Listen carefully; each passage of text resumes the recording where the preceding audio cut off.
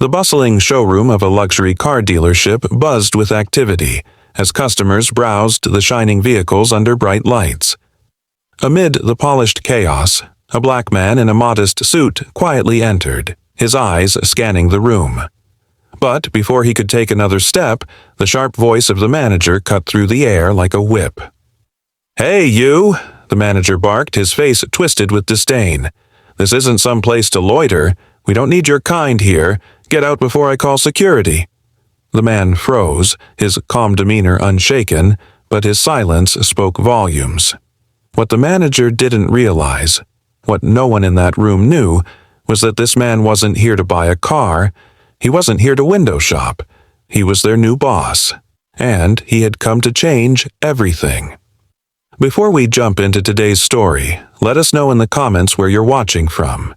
If you love powerful stories of justice, don't forget to like, subscribe, and share, so you never miss what's coming next. Now, let's get started. The man's name was Marcus Gray, a figure most would overlook at first glance. His calm stride and unassuming attire gave little hint of the fire within. He wasn't just any man. He was a self-made entrepreneur who had clawed his way up from poverty, building a reputation as a visionary in the business world. But Marcus had learned long ago that success didn't erase prejudice.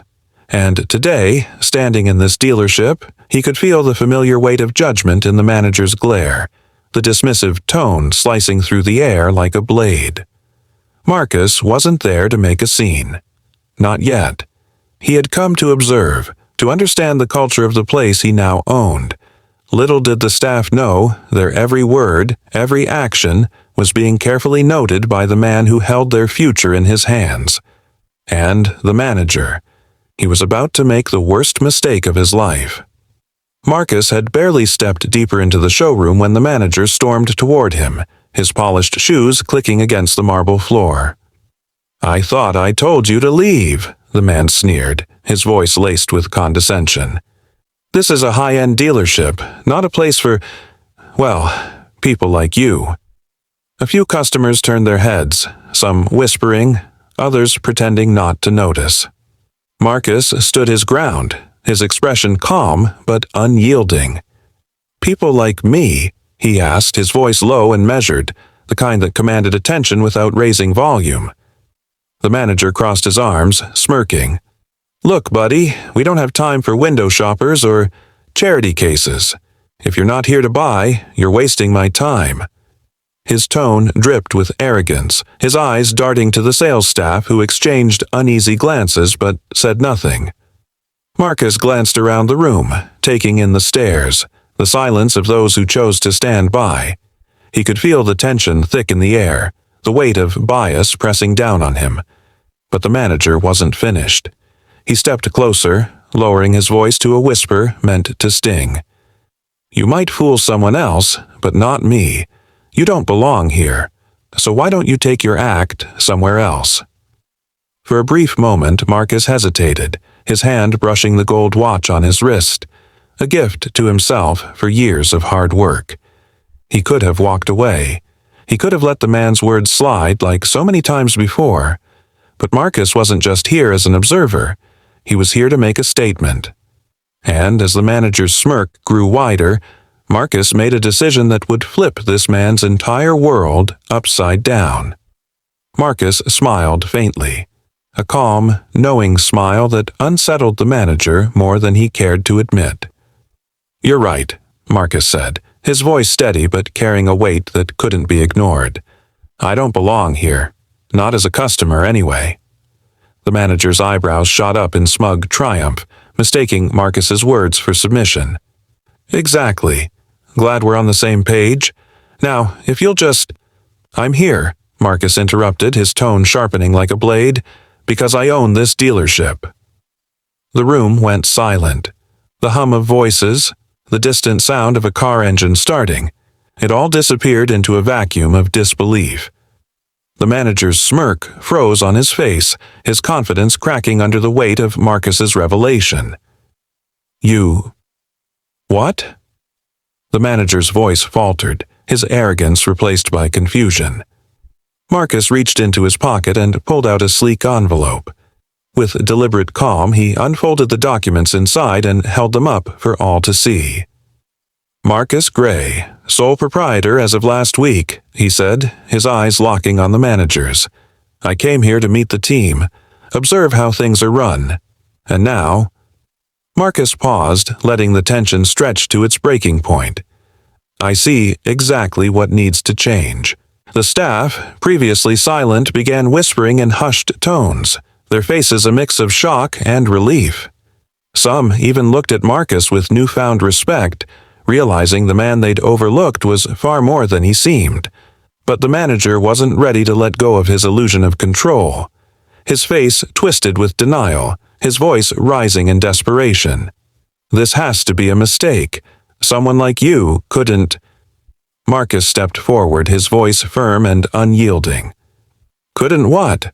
Own a business? Run it better than you? I think you've underestimated me, just like you've underestimated everyone else in this room." The manager's words caught in his throat, his confidence unraveling as Marcus's calm authority filled the space.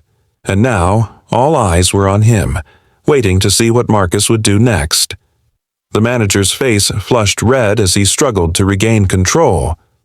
This doesn't prove anything," he stammered, pointing at the documents. "Anyone can print out a piece of paper and claim ownership." Marcus didn't flinch. Instead, he gave a slight nod, as if expecting the denial. "Fair enough," he said calmly. "Let's verify it." He turned his gaze toward a nervous-looking receptionist nearby. "Call the corporate office. Ask for confirmation of the sale and ownership transfer. I'll wait." The receptionist hesitated, her wide eyes darting between Marcus and the manager, who looked ready to explode. "Go on," Marcus urged gently, his tone reassuring. "The truth won't hurt anyone who's doing their job right." As she picked up the phone with trembling hands, the tension in the room thickened. Every pair of eyes was locked on the unfolding scene, the air electric with anticipation. The manager shifted uncomfortably, his bravado starting to crumble. "You're wasting everyone's time," he blustered, though his voice lacked its earlier venom. "I run this dealership. I know every detail about how things work here." Marcus raised an eyebrow. "Oh, do you?" he asked, his calm demeanor carrying an edge now. "Then maybe you can explain why employee turnover here is double the industry average, or why your customer satisfaction ratings have been plummeting for the past 2 years." The manager froze, his eyes widening as Marcus continued. "I did my homework before I bought this place," Marcus said, his voice growing sharper. "I know how you treat people, both customers and staff, and trust me, I've seen enough." The room was so quiet you could hear the faint sound of the receptionist murmuring into the phone. When she hung up moments later, all eyes turned to her. She looked at Marcus, then at the manager, before speaking with a shaky voice. "It's true," she said. "The sale went through last week. Mr. Marcus Gray is the new owner." The manager's face turned ashen. Marcus didn't wait for him to speak. He turned to the staff and addressed them directly.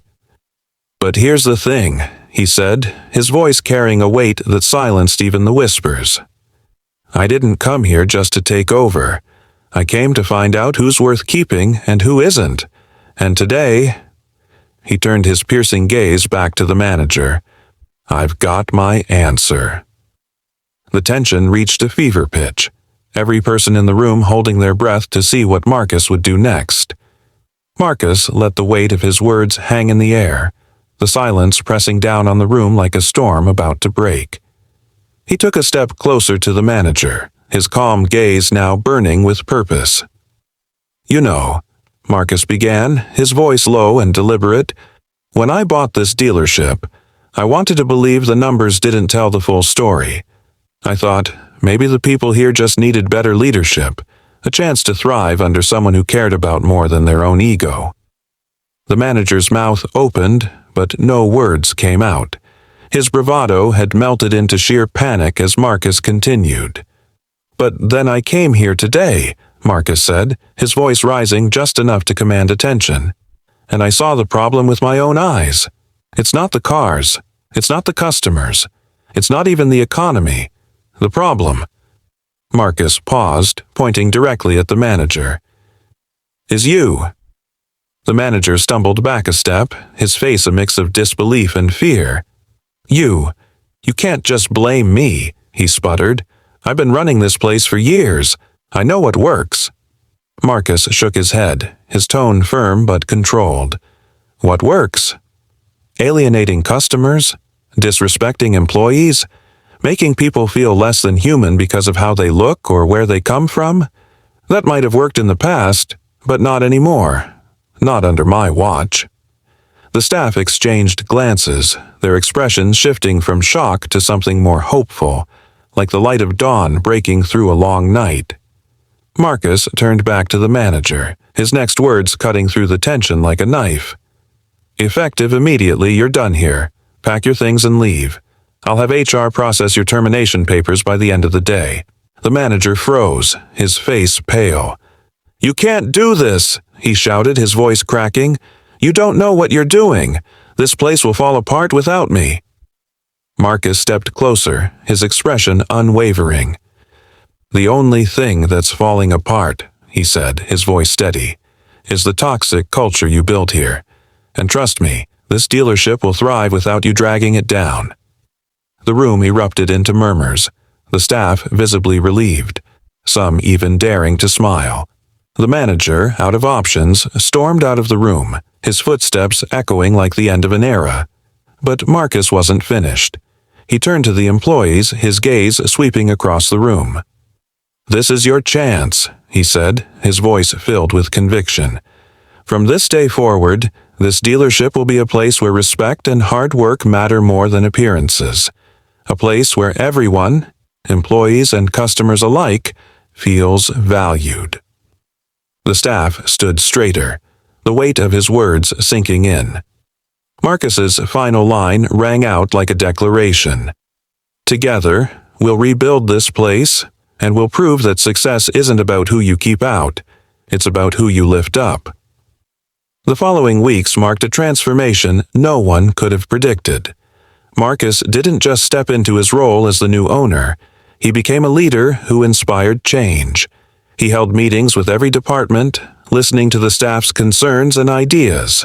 Policies were rewritten, placing fairness, respect, and collaboration at the forefront. Marcus implemented training programs for customer service, ensuring every employee understood the importance of treating people with dignity, no matter their background. Word spread quickly about the changes. Customers who had once avoided the dealership returned, eager to support a business that finally reflected their values. Sales soared, and the team began to function like a family, united by a shared vision. But the most remarkable change was in the employees themselves. Those who had felt overlooked or undervalued began to thrive under Marcus's leadership. Promotions were given based on merit, not favoritism. The staff grew confident, motivated, and proud to work for someone who genuinely believed in them. As for Marcus, he remained humble through it all. One evening, after a particularly busy day, a young salesman approached him. "Mr. Gray," the man said, hesitating, "I just wanted to thank you.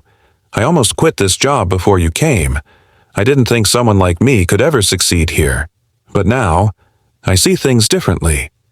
Marcus smiled, his voice steady but warm. "It's not about where you start," he said.